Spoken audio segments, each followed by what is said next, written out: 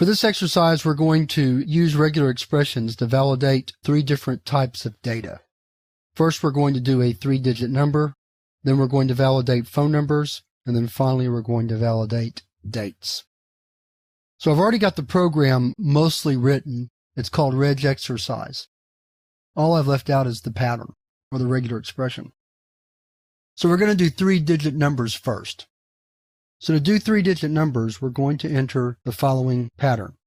\\, D for digit, followed by open curly brace 3, close curly brace, and then of course close the string. This is a fairly simple regular expression, although as you see it's a little too simple. So let's compile, then let's run it.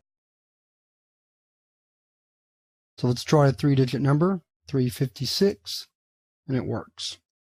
Probably should have put this in a loop, but I didn't. Let's try it with another three-digit number. Works fine. Let's try it with a two-digit number. It says number is not in three-digit format. It's fine. Let's try it with a one-digit. That works great. Let's try it with a four-digit, 2,569. And it says number is in three-digit format. The problem is that we need to add a couple of extra symbols, extra commands, if you will, into our regular expression, which we're going to use for the other regular expressions as well. A caret symbol at the beginning and a $sign at the end, which essentially means match the pattern exactly at the beginning and the end. This keeps it from having problems with this particular regular expression with a four-digit number. So now let's try it again. Save the file. Let's clear the screen. Compile again, and then run. First, let's make sure it still works for a three-digit number, and it does. Now let's try a four-digit number. Number is not in three-digit format. So again, there's our regular expression for matching a three-digit number. Now let's move on to the next example. Comment that out. I'm going to leave the patterns in, but I'm going to change the prompts. So this time we're going to do phone number. So we're going to prompt the user to enter a phone number. We can get the number in just like we did before. But now the pattern is going to be different and more complex than one we've seen before. So let's work through it slowly. We start off with our caret symbol to represent match from the beginning. Then we enter the character case 2 through 9 to represent that the first digit can be a digit 2 through 9. Area codes start with two digits. I forgot to mention that the phone number format we're going to use is dashes between the area code, the prefix, and the rest of the number. Okay, so we start out by saying the first digit can be a 2 or a 9, followed by, we need two backslashes here, any two more digits, followed by a dash, followed by any three digits. It really doesn't matter after the area code. Followed by a dash, followed by any four digits, and then $sign to anchor it at the end of the string as well. All right. We can change our response a little bit. Number is in legal format, or number is not in legal format. That'll be good enough. So let's save our file. Clear the screen, compile again, and then run. So let's enter a good phone number, and that number is in legal format. Here's one that will not be in legal format because the area code started with a 1. Let's try one more. And this time we're only going to write three digits for the last part, and that is not in correct format because of that. So let's look at the regular expression for that one more time.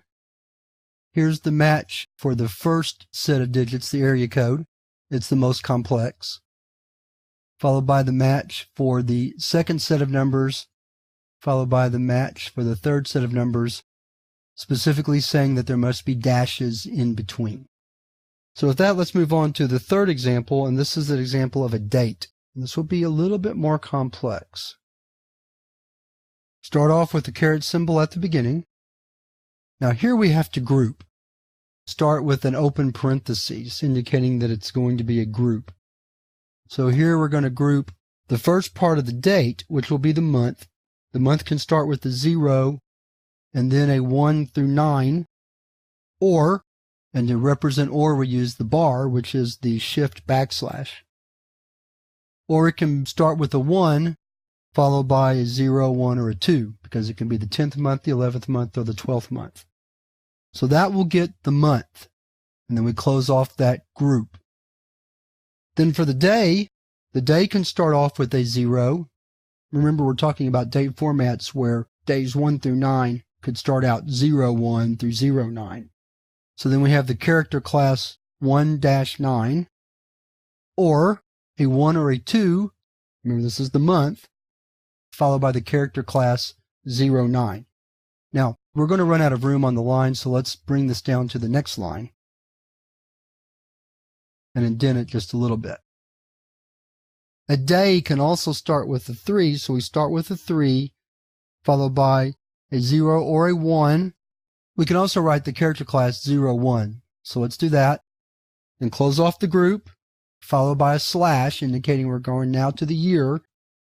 The year can be 19 or 20, or start with that, followed by a digit, followed by another digit, and then we anchor the ending of the regular expression or the pattern or the match with the $sign and close it off. Let's change our prompt at the end. The regular expression looks formidable, but when you break it down into parts, it's really not. Let's do that again real quick. This is our month. Remember, our month can be either 01, 02 through 09 or 10, 11, 12, followed by the day, which can start with a 0 or a 1 or a 2 or a 3, depending on where we are in the dates. And then we have the year, which is either 19 or 20, followed by 2 more digits. All right, so let's give it a try. Clear the screen, compile, and then run. Forgot to change our beginning prompt. Let's close out, go back to our program. There we go. I just don't want it to look confusing. Compile again. Now run it. So let's try a date. That date is in legal format. Let's try another date. This time let's go beyond. That date is not in legal format because there is not a 13th month. That date is not in legal format because there's not a 32nd day in any month. Now, we didn't take into consideration February or months that only have 30 days, but again, we're just looking for the standards for legal dates, not real world legal dates. Let's try it one more time. And that date is not in legal format because we didn't finish out the year. I'll stop there because that's enough examples. So in this exercise, we've seen 3 examples of how regular expressions can be used to efficiently validate data. The first example was a 3-digit number. The second example was a valid phone number. And the third example was a valid date.